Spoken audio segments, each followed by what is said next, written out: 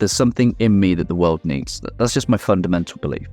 There is something in me, there is something in you, there is something in all of our magnificence that has been placed there. Our purpose is to bring that forth in the service of other people. Magnificence is the boundless expanse of being, a liberation from limitation. It is the embodiment of authenticity, where you shed the shackles of self-doubt, shame, and imposter syndrome. Here, worthiness flourishes like a vibrant garden where you have the power to determine your actions, destinations, and your closest relationships. In the realm of magnificence, creative individuality takes center stage. Your greatness is acknowledged, celebrated, and nurtured. Gone are the days of mindless conformity or fitting in just to keep the peace. This show and your host, Patricia Lindner, are here to guide you as you align with your authentic design, leading the way to a life of purpose and fulfillment. Magnificence is not some unreachable peak or distant dream. It's inside you, waiting to shine brighter than you ever thought possible. Welcome to your magnificence.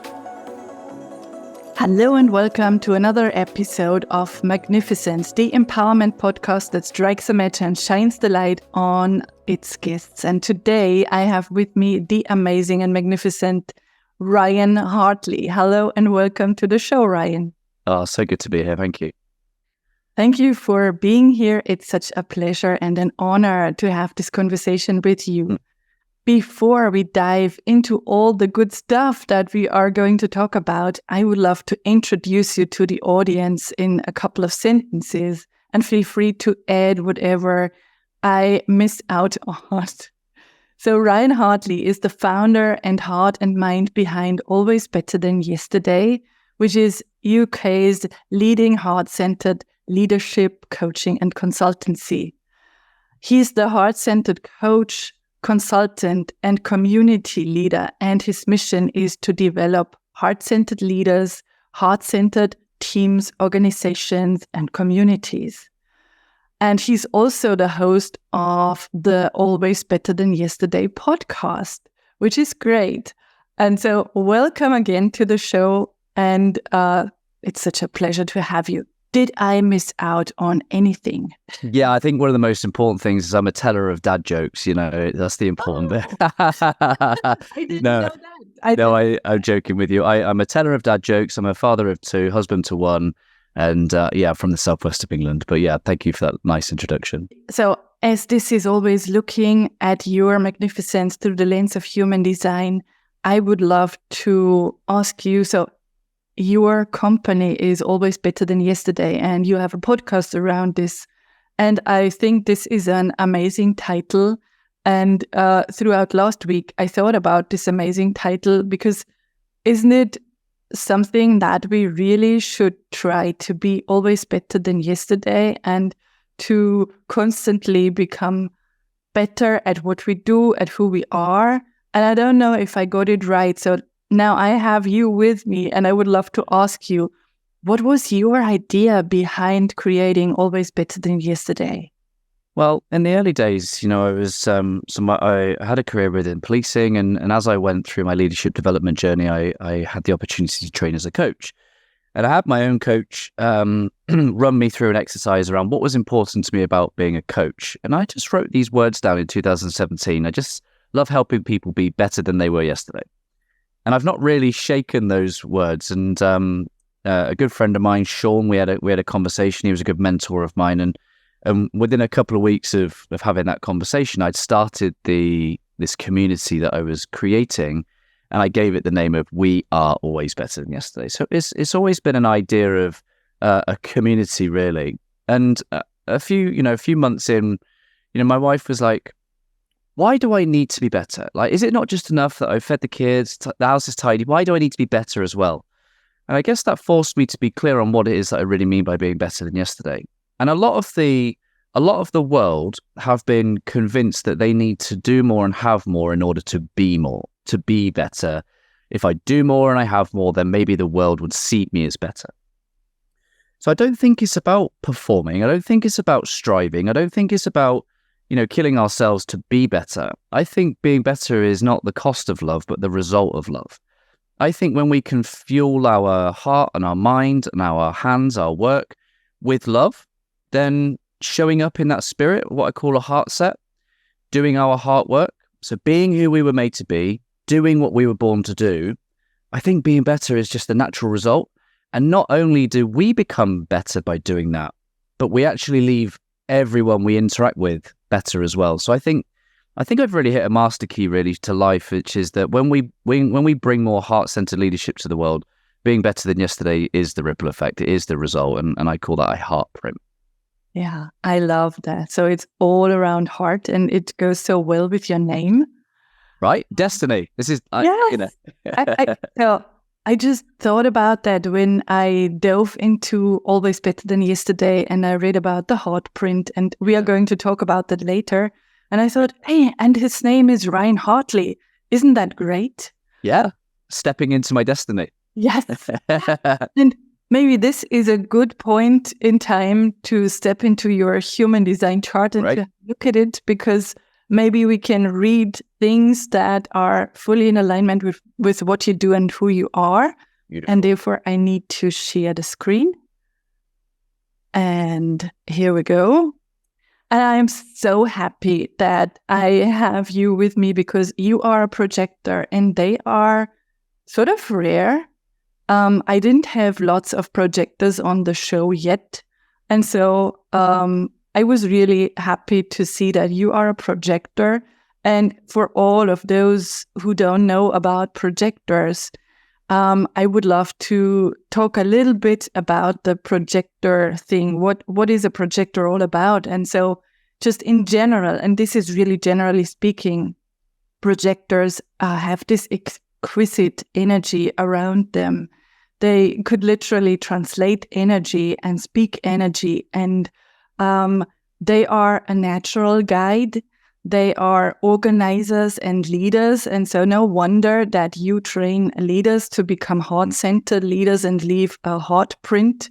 So you are a leader yourself, and you are here to be recognized for who you are and to help guide other energy types. So all the other types, the generators, the manifesting generators, the manifestors, and the reflectors, in the most effective way, because you have those CEO qualities.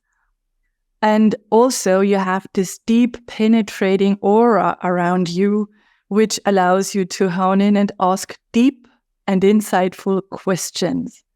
And I bet you do that whenever you are on your podcast, you are on your show, and whenever you guide leaders to become better heart-centered leaders.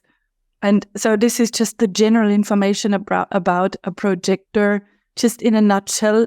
I could talk about hours about that.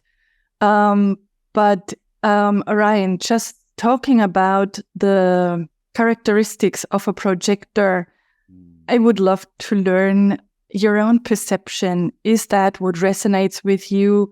How do you sense, yes, I'm a projector, or no, this is BS. I don't feel like I'm a projector. Yeah, what really kind of gave me new awareness and insight when I first looked at my profile was this need for rest. Like the projector, I think, is the rest is really important, and I wonder whether that's because of it so being energetically connected and with others and taking on and yeah, I think that was really, really powerful. And just understanding, for me, the most powerful thing was that having to understand like just where I go with my time and with my effort, waiting for that invitation. Like, because I think my wounds from the past have always been, I've been judged for, working in a policing and a hierarchy, where senior leaders sat around with my social media profile when I was starting to talk about leadership at the very beginning. People would say, what does Ryan Hartley know about leadership? So that kind of like put a little wound in me where I was a little bit kind of scared to have to try and convince anybody that this is the right thing to do. So for me, I kind of wrestled and put that to bed by just going where I knew if I have to convince anybody that heart-centered leadership is the right thing to do, then I'm in the wrong room. Yeah. And then to see that played back within my profile, actually say that brilliant. That's a bit of alignment. Go where I'm invited. Go where people want more of this, and just help them scale it. So that's powerful for me. Yeah. I love what you said and what you touched upon. And I want to share the screen again, because you talked about rest and you talked about being recognized and being invited. And so when you look at your chart, and thank you so much for passing this ball to me, because I just said this general characteristics around a projector, and specifically looking at your chart, but all the projector charts, but yours specifically. So the rest part comes from, so you were so right, because you are totally engaged with people. You pull in all the energy, and you tune into their energetic field so that you download what's going on for them. So this is part of why you always need to go back into your cave and rest and relax and replenish. Another thing is you have this open sacral center, and all projectors have the open sacral center. So there is no consistent energy that comes from within. And you only feel successful when you are in a circle of people, in a team of people that can pass this energy to you, or allow you to tap into their consistent energy. And the other thing you talked about, you needing to be seen and invited. And I think one major thing for projectors is they need to train their self-consciousness and really feel like they are worthy and they have this value. And you talked about you maybe not being okay or good enough to do this leadership thing. So really standing in your power and in your magnificence. Because when people do not recognize you and do not see you for who you are, then projectors tend to feel like, oh, maybe I'm not good enough. There is this bitterness, and then they start doing all the stuff by themselves, maybe forcing what they want to bring into the world, and then they burn out.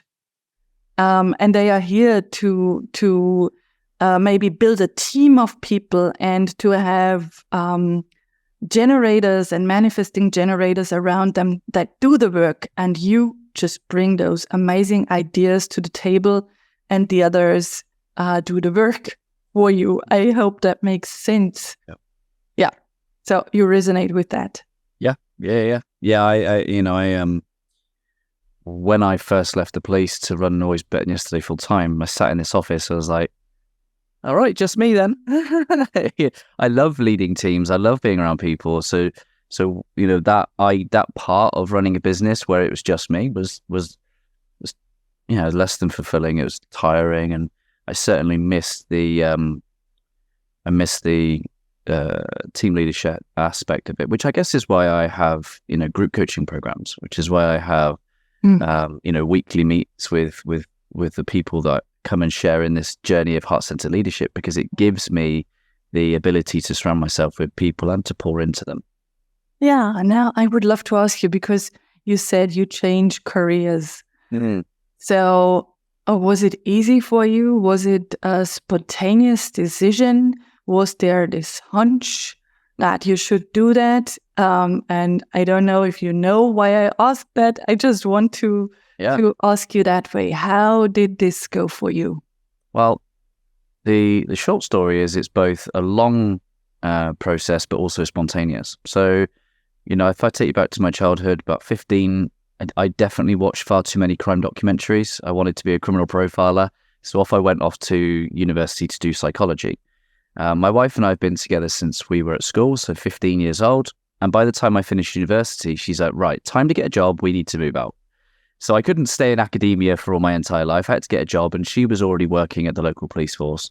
So I joined there too, as a 999 call handler and dispatcher.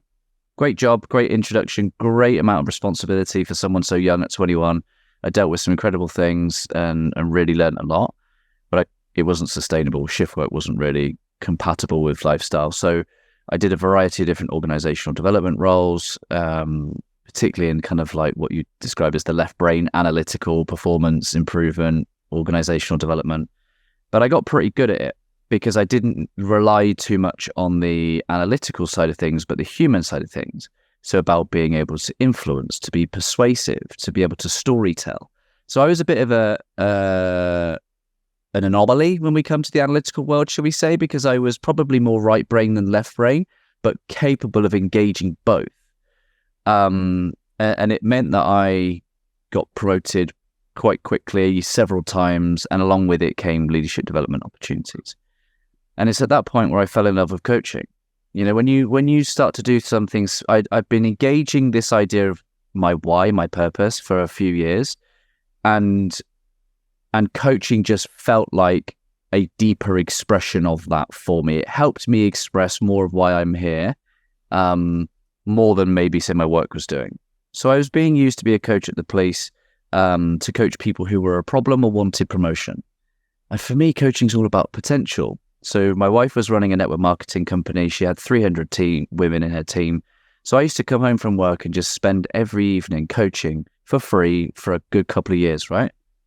It was a good thing and a bad thing. It was a bad thing because it took me and my wife away from each other, but it was a good thing because it meant that I built this little community. It meant that I knew my stuff worked and I helped a lot of people along the way.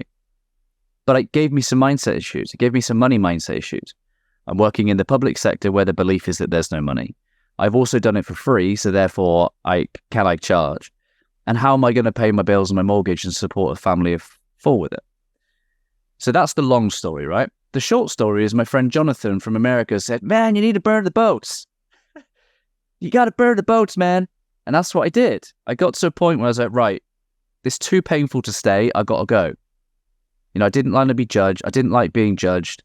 I felt like my two of my highest values are both belonging and authenticity. And I felt that to belong meant I had to sacrifice my authenticity. And I wasn't willing to do that. I didn't want to sacrifice myself because it wouldn't have been in belonging. It would have been fitting in. So I left with the support of my wife. She's like, make a go for it. I'll support you. We've got this. And then I had 3 months to turn effectively what was no income into a income. And that's where my Master Heart and Mind started. 12 heart-centered leaders joined me on this journey of what it means to be a heart-centered leader. And that gave me the ability to start paying my bills, running Always Better Than Yesterday full-time, having run it from 2017. So I started it in 2017, and I left to run it full-time in 14th of February, Valentine's Day, 2020. 6 weeks before Boris locked us down. And I think if I'd known that was going to happen, if I knew the pandemic was coming, I think I would have stayed because I think I value safety and security. Like, I get to do my best work when I'm not worrying about not having what I need. It's a big part of my lesson and my life teaching around HeartSet is knowing that we have all that we need. And I think that if I'm made to feel like I lack something in any way, then I start to lead for love rather than from love. Nice. There are so many golden nuggets in what you said, and I don't know where I should start. But first of all, I love both of the stories, and just going back to your chart, the second one, the spontaneous one, is so aligned with your authority. And I want to touch upon this because your authority, that is the place where you make your decisions. For all of you who watch the show and do not know about what an authority is, so a splenic authority is rare, and only manifestors or projectors can have this authority. And that's why I really wanted to touch this part when I talked to you. And you said, so it was both. It was a long-term journey, but it was a spontaneous decision where someone said, so a friend of yours said, we need to burn the boats. And then you left. And when I'm in. When the decision is go, we're going. You're going. And so this is the spleen center and your authority, as these two are not defined. Your authority is splenic. That means there's a lot of animal instinct in this spleen center. There is a lot of spontaneity in this center. So you know what is healthy and what is not. You know what makes you survive and what not. And the most important lesson for those who have a splenic authority is trust these hunches, because oftentimes they're really quiet and they don't repeat themselves. And so oftentimes mind comes in and wants to tell you, oh, don't do that. That's not safe. But trust those quiet hunches and instincts. And I don't want to say do not listen to your mind, because I think it's always mind and heart. And you said this, and I want to talk about that with you later, because you talk about mindset and heart set. So we do not want to, excuse me. Sorry, I didn't mean to talk over you. But I think we have to get to the point where the mindset is in service of the heart set, not the other way around. Yeah. So we do not want to exclude the mind, because without the mind, it doesn't work as well, or it doesn't work either. So this is what I wanted to say about your decision-making process, which is spontaneous, and which is like this animal instinct, really, again, very exquisite, very fine-tuned. And you talked about you building this business, this coaching business.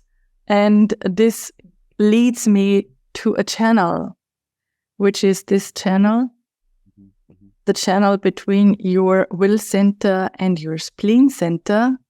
And it is, so the numbers are 2644, and it's called the channel of surrender.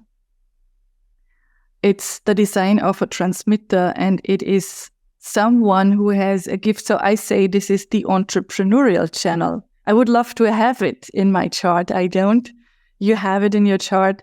It is someone who has the instinct for knowing how to present anything to anyone in such a way that you are recognized and that your service is recognized, that your message is recognized. And the most important thing with this channel is wait until the right people find you, and do not force, do not chase people, because you have it all, you have it, you know it, because it is really connected to the spleen, and it's connected to your willpower, and it's someone who is able to talk in a way, who is able to do the right things in a right way, so that the right people find you. And this is what I just wanted to stress as you talked about you building this business.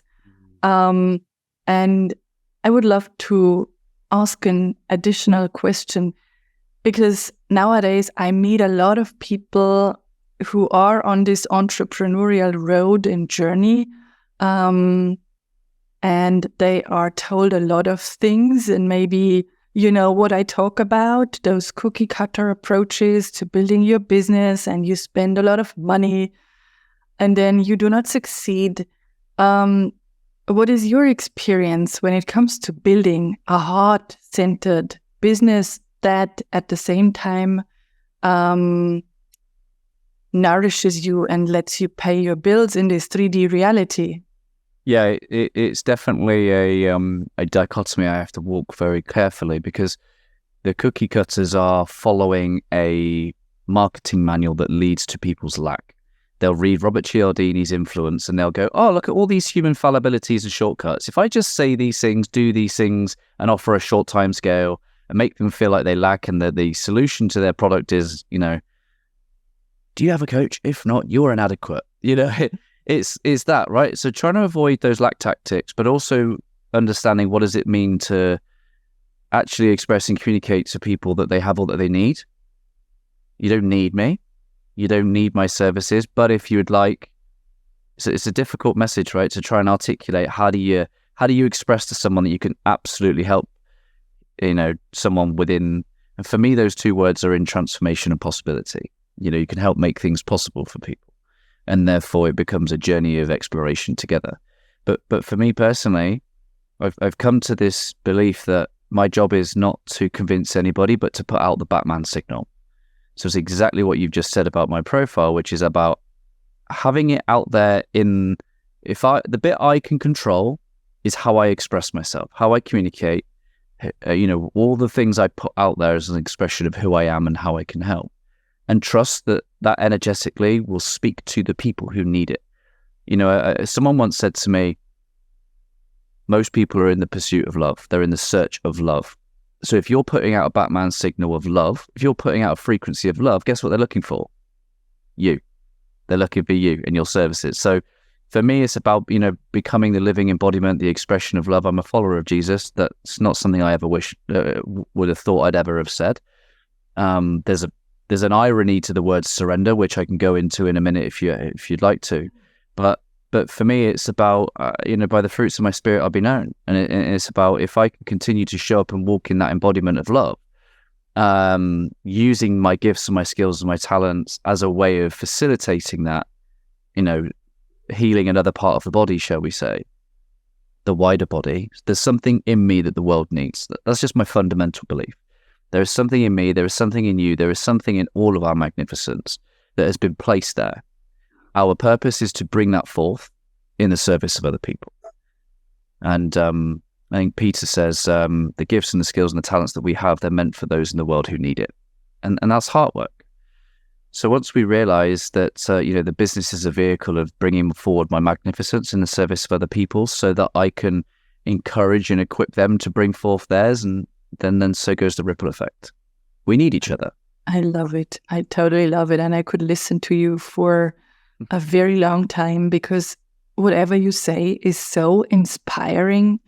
And yeah, when we first met, we talked about this lack marketing, and when coaches tell you need to talk to people in that way, that they need you and that they just see you are the only solution to their problem. I don't like that. I would love to be a mentor that helps them maybe go on a path for a while, and then they can do it all by themselves. It's a paradox, isn't it? Because it's, I've interviewed wonderful people like, Dr. Bruce Lipton, and a big part of his work is that it's all within you. It's all, it's, you don't need anything outside you. It's your belief that matters most about the things. It's not, because much of our society, we've outsourced our happiness to a meal through a drive-through. We've outsourced our beauty to a product. We've outsourced our energy to a drink, and we've outsourced our health to a pharmaceutical, and an establishment that actually is such a disservice to our true, power and our magnificence, because it does lie within. But on the flip side of that, sometimes we need people to reflect that back to us. Yeah. If you imagine light, I think there are some influencers that want the light to go towards them. They want to be seen as the authority. They want to be seen as the pedestal. They want to be the one seen doing all this great stuff, right? And that's fear, that's lack, that's ego. There are other people who know and believe in love, abundance, all is well, and they make the effort to point the power back to them within. I think Jesus even said that, of all the things I'll do, you'll do even greater things. And I think that's what it means. We know that as a parent, that our children will go on and do great things. And even as a coach, I will experience people that I interact with go on and do even bigger and better things, maybe bigger and better things than I go on to do. And that's great, because it's not about ego. It's about all playing a part in the I guess, the tapestry, the mosaic of life. There are 8 billion people on this planet. And I think this, if I think about that, two words come up. Humility. It's like, don't get too big for your boots, because you are 1 in 8 billion. But then there's a responsibility, because the mosaic remains incomplete. The puzzle remains incomplete if I don't place myself in that mosaic. There is something I uniquely have that the world, big picture, remains incomplete if I don't place it. So it's humility and responsibility. I love that. And you totally touched me with what you said, because this is the heart and soul of magnificence. Yes. Everything that goes with magnificence. I decided that I want to stand for magnificence and create a movement around magnificence. But this does not mean that someone is better than another person or that they outshine someone. Yes. It's just standing in your power, contributing in this mosaic, as you said, but also being humble and just knowing that you can't go in a position where you are too big. Yeah. Well, or one of so many. I interviewed a guy called Dane here, and he has a wonderful word for, rather than the mosaic, he calls it a symphony. Yeah. And one of the things that then makes me think about magnificence is that there's a unique frequency that I'm supposed to bring to its fullest expression. Like, that's all I'm supposed to do, is to make that most beautiful sound, that fullest expression of who I am. And then I become in harmony. There's some musical words here. So my frequency makes a lovely harmony with those around me. And then when contributed to the bigger world, symphony, like that's what we're all here to do, is to contribute our frequency to the symphony. That is great. That is great. I want to keep that in mind. So, because this is so true. Yeah. Really such a great word to use. Yeah. But it means that it's exactly what you've just said, is that my magnificence of my frequency doesn't cancel yours out. It just means that we're in harmony. Right. Absolutely. And you talked about surrender, and I don't want to forget about this. Yeah. Well, for years I didn't. For many, many years, I was a man of science, man of intellect, man of trying to figure out life and its meaning. And I have a few wounds from my childhood, which means that I don't generally ask for help or rely on other people. I generally would have been a young lad that would have gone it alone, lone wolf type mentality, just as a fear and protection mechanism, which I've only come to learn later in life as I reflect, right? As I reflect back, and I can have some compassion for that young version of me. But in my late 20s, I was, working very hard to try and get a new promotion. I was trying to build a business. My marriage was not the healthiest of places to be. And it all fell apart. And so I know what happens when I don't surrender. I try and make things happen, and I cause myself suffering. I think Sadhguru says that there is no suffering without our permission. And I certainly punished myself. I certainly suffered a lot because I tried to force life. I never used to like the phrase, it is what it is, because my mantra was, it will be what I make it. And then as sooner or later, life's going to humble you and go, do you know what? Some things you can't make happen. It's not your will be done, my friend. And in our struggles, my wife found faith. She found a relationship with God, and she wanted that for me too. And I was initially repelled by the idea. She's like, you need to read this Bible because I feel differently about you. I was like, not a chance. But anyway, we started to make amends. I went to this kind of Christian festival, which I thought I'd be spending my time with like 40,000 Ned Flanders. I thought it'd be my idea of like worst nightmare. But it was secretly incredible, because I think God works in and through people. God works in a way where if you listen, you'll hear. And I was hearing through people and people being sent my way to interview on the podcast that I never really picked up on their faith, but it was very present. And then I would, hear certain songs. And so the words were knocking on my heart. And then I was in a church one day, which the pastor happened to be one of my school teachers. So there was a degree of familiarity, and it was Father's Day. And the pastor said that, we're going to do a nice little commissioning over the men. So come down the front. I thought, oh, what's the worst that can happen? I'm a father. He'll say some nice things, right? And he said, that's it, women. If you want to put your hands out towards these men, then you do that. And it was like my wife firebombed me in my spine. My whole spine caught fire. My eyes just streamed. And I just went back to my wife and said, I don't want to talk about this ever again, but I feel like a child of God. And for me, I've journeyed in what that kind of means to be a child of God, in terms of like whether that be life source, nature. I love learning about the nature of God through the work of, yes, Jesus and the Bible, but also through the Tao Te Ching, also through the works of Bruce Lipton, Joe Dispenza, the Heart Math Institute. I think it all reveals the nature of God. And I was very fortunate enough to have a conversation with Neil Donald Walsh a couple of weeks ago, who wrote Conversations with God. So I've spent the last sort of 4 or 5 years trying to deepen my connection with God and trying to surrender in the heart-centered way, to allow my words and my actions to become an expression of the divine. I don't always get that right, because I'm a fallible human being that is short of, shall we say, pure consciousness. But I do my best to try and get back to that chosen response rather than my chimp response. But I interviewed Richard Rudd so his interview's gone out on my podcast today, who's the author of Gene Keys.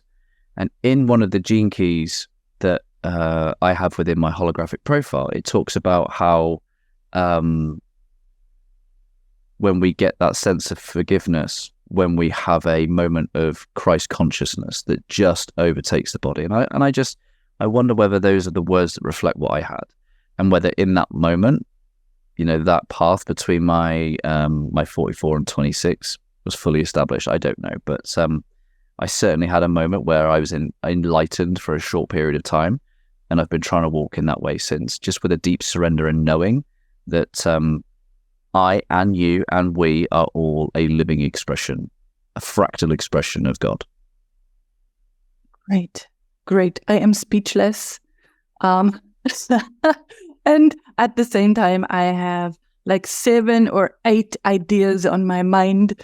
And I love the way you described surrender. And yesterday I was on a gratitude encounter event with my dear friend Kevin Monroe. And we talked about what allows you to take bold actions, or to not lose hope, or to feel encouragement from the inside out. Mm-hmm. And we talked about gratitude. And then there were those breakout rooms. And I said, it is sort of surrendering to the process, because when you look at things in the retrospective, oftentimes things turned out so well, but being in the moment, it looked as if I needed to force this or that, or I wanted to make work out well. And it didn't work out well when being in this moment, but in retrospective, everything is fine. Why should we not surrender in every single moment? And so I love that you talked about this. So there's a bit where Moses questions God as just say, me? Like, who, me? You want me to lead these people out of this place? And I think it's in his humility that he allowed space for God to work in him and through him. Yeah. And I think that's the same for us. It's like and that's the thing that I found true of my story, is that I tried to make so much stuff happen of my own accord that just didn't happen. I wasn't leaving space for miracles. I didn't believe in miracles, therefore I never left space for them. But as I surrender, which is the act of trust, it's not passive, it's not giving up, it's the act of trust. I trust that, if I bring of myself in the service of the divine, then I will be used as a vessel to do God's great work. And that for me leaves space for he, she, God to...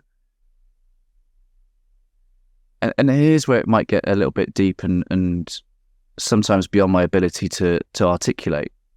But Neil Donald Walsh told me that God is of the spirit world, right?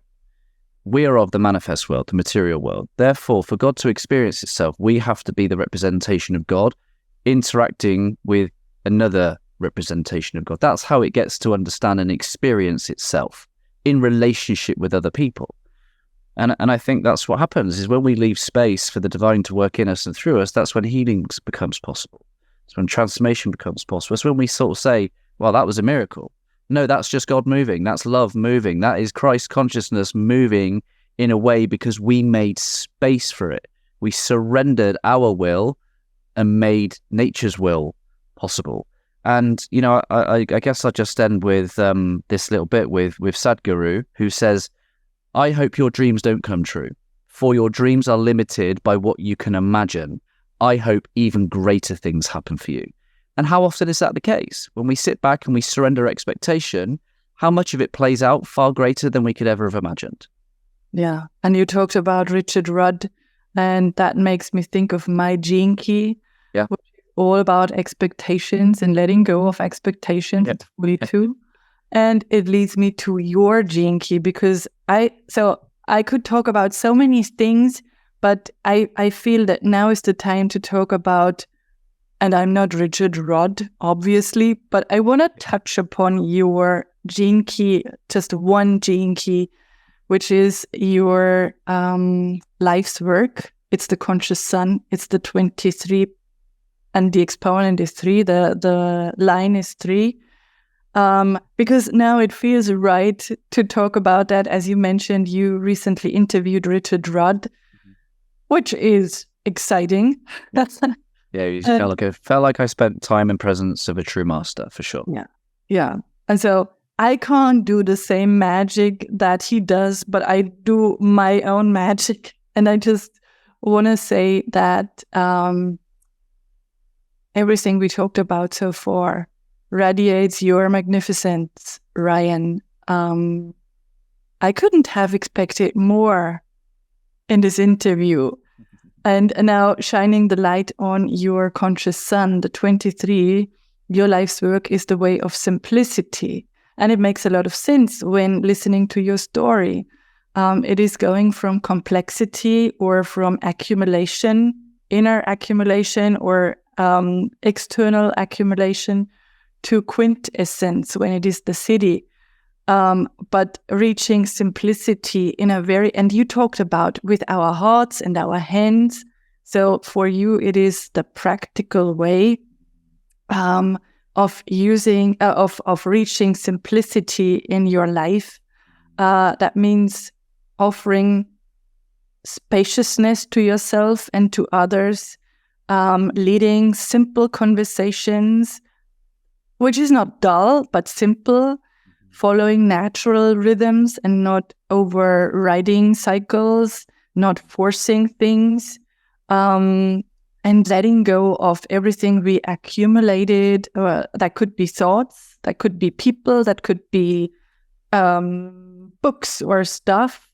And this is what is highly interesting. And I don't know if you read about it, if you talked about it with Richard, line 3 is the changer.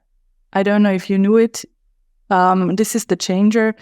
Someone who is learning from the gifts from is learning his gifts from life.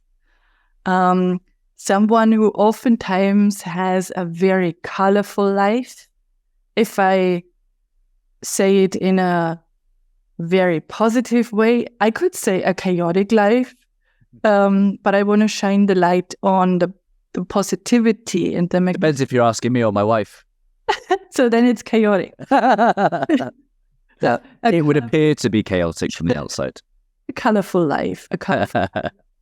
And the more you let go of what your mind thinks is normal, the more you come to this embodied simplicity, lived simplicity, practical simplicity, and it doesn't let you compare. We talked about this, and maybe I put too much into this, but I wanted to say it also makes sense, this not thinking about this myth of normal. So there is no normalcy. You can do anything you want when it is in your field. And so you have this. So now this is so much information, but it goes so well with that. This channel, the 2343, I call it the channel of the genius. It is also called the channel of structuring. It is, for me, it's the channel of the genius, the channel of the freak, the individual who brings something into the world, who has ideas that maybe are not from this world.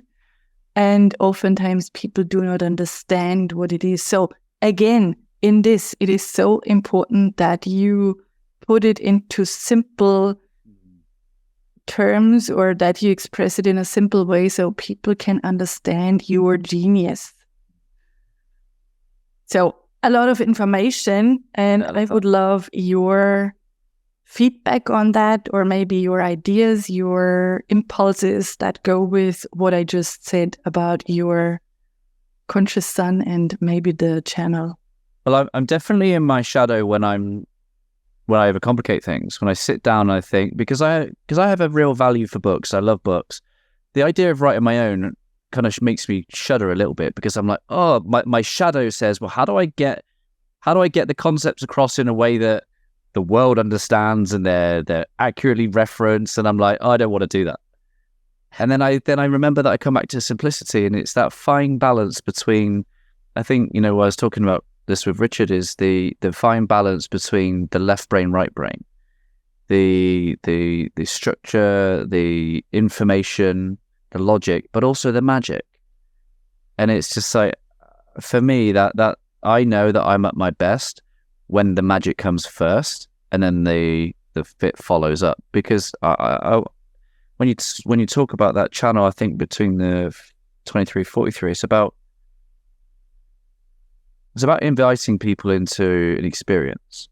Yeah, that's the simplicity of any of my message, is that those with ears will hear, and those that don't, give it a go.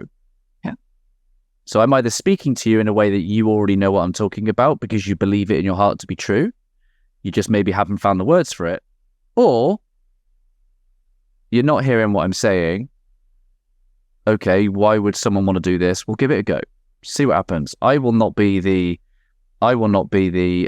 guru, shall we say. You will be your own, people say, oh, trust the science, and they forget that they're the most important data point. Go and try something and observe how you interact with that very thing.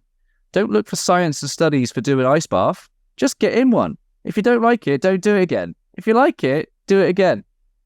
People need to stop outsourcing stuff and figure it out. And I guess that's what I try and simplistically do, is to nudge people along to trying something that hopefully leaves them better.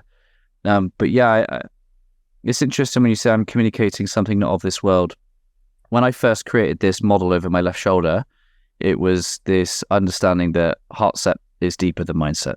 So mind is intellect, logic. Mind at its best is intellect, logic, planning, strategy, learning, which is great. You can build a successful life with that. But at some point, life will look like something different on the outside than what it feels like on the inside. I call it the penguins of Madagascar moment, which is when you look around your life and you go, oh, this sucks, because you've built a life, the house, the job, the salary, that doesn't really reflect what you really care about, what's important to you. So that's why heart set for me is deeper than mindset. And I thought I made this model up until I read some scripture in the book of Mark, which said, love the Lord your God with all your heart, or your mind, or your strength, and go love your neighbor, which is exactly my model. Heart, mind, skills, and then community. So I was like, okay, cool. Like my ego was like fine about that, because I'm like, okay, here is something I'm bringing forth that is of timeless wisdom. And I think if I can be someone who has contributed to sharing that eternal wisdom so that they may themselves become a bit more like love and bring a bit more, maybe their magnificence to the world, then yeah, that's maybe my life's work. Put it in a way that's such simple that there are no barriers to just being that. Definitely. And when people want to look at what you just described in your background, they can find it on your website. This is building a bridge to asking you who and how who can work with you, who should reach out, who is your very best person to work with, and what can they expect? How can they work with you? Let me just tell you about the type of people I do work with. They're all heart-centered. That means they either are or they want to be. And then, we have many different offerings in terms of one-to-one coaching, group coaching, and then the consultancy side of things is when you would invite us in to support, develop your team culture to be a bit more heart-centered. It's all detailed. All the information is on the website, abty.co.uk. But for me, I'm working with people who don't need convincing. They know this in the depths of their heart to be possible. Maybe I'm representing something to them that they know is possible. They just aren't seeing it with their eyes.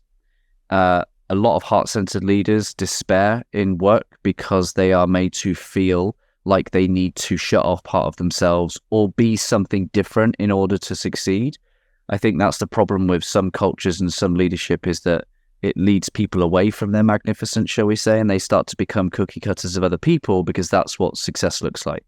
For me, I'm a bit more defiant. I'm a bit more kind of having people come back to themselves and being themselves as the leader. Leadership isn't rank and hierarchy and how long you've done the job. It's about who you are being whilst you are loving and serving on other people. So I think everyone can lead. Not everyone's cut out for it because it requires service, it requires sacrifice, it requires humility, it requires a complete turning up of the pyramid of what we thought leadership was, which is not advancement of self, but advancement of others. And yeah, so that's an invitation. If I'm speaking to your heart right now, then all we got to do is start a conversation. You know, there are so many offerings that we give that are for free, whether that be our community, whether that be our podcast.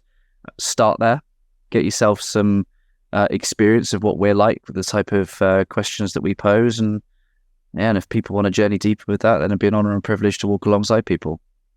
Yeah, I highly recommend really discovering all your offers, the free ones, and then maybe the deeper ones. Yeah. Yes, and I just see that we have so many things in common, because whatever you express, I could say yes to that. I would love to wrap it up and would love to ask you one more question. Is there anything that spontaneously, and you are amazing at being spontaneous, comes to your mind or your heart that you would love to share with people? A golden nugget, a piece of advice, a quote, a recommendation, anything that is really dear to your heart and you want to share it now? I love the work of David Hawkins. And David said that the mind has an inherent defect in that it is a perception tool. And in order to perceive you, I must first perceive you separate from me. And therefore, the mind automatically goes to duality. I think when we connect with the heart, we understand what it means to truly be one. And when I had a conversation with Richard Rudd, he talked to me about a image of a god that's on a wall, I think in the hieroglyphs, where there's lots of eyes on one animal, right? And it symbolizes and it represents the fact that we are all part of one body, that we all have our own individual magnificence in some way, but we are interconnected and forever a part of the whole. And that for me is what is wonderfully represented behind your back. For those of you, your listeners that can maybe see this if you put this out on video form. That's what it really means when we come together and realize that we are part of the whole. That in some way, what we have is meant to be uniquely made manifest through us in the service of the whole. We cannot ever be separate from the whole. And that's how we find our wholeness and our oneness and our belonging. We don't need any EDI training around diversity and inclusion and equality once we have oneness and wholeness and abundance within our heart set. Connect with your heart set, everything else will follow. The essence of the heart set is that I lack nothing. I have all that I need. All is well. And I wish that everyone that's listening feels that in their heart right now, is that you have all that you need. All is well. Thank you. And you are already magnificent. You just need to discover. And you gave so much more meaning to my my peacock, which is a representation of, being part of the whole, but also shining your light.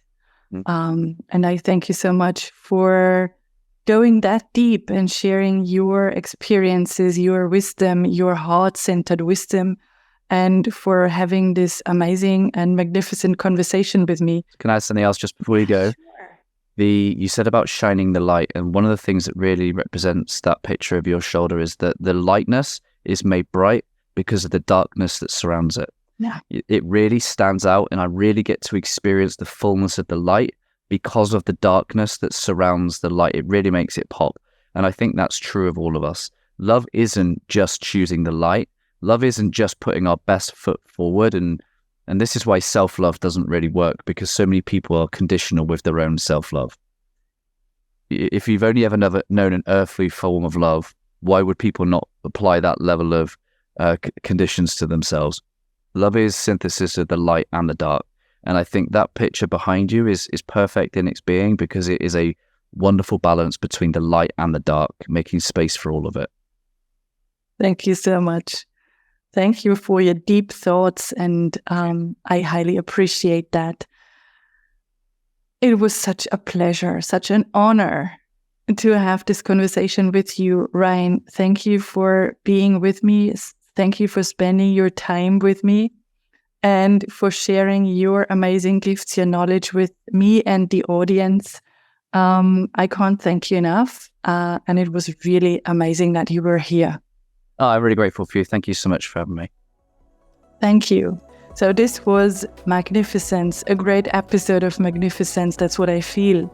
Thank you for watching this episode, and I hope to see you in another episode of Magnificence where we shine the light on the magnificence of its guests and where you can feel your own magnificence. Bye for now. Thank you for joining us for this empowering episode. To continue this journey of aligning with your true purpose and uncovering your magnificence, schedule an illumination call with Patricia at patricialindner.com. Please share this episode with someone who needs it and subscribe to the show on YouTube and your favorite podcasting platform. Join us again soon for another episode of Magnificence.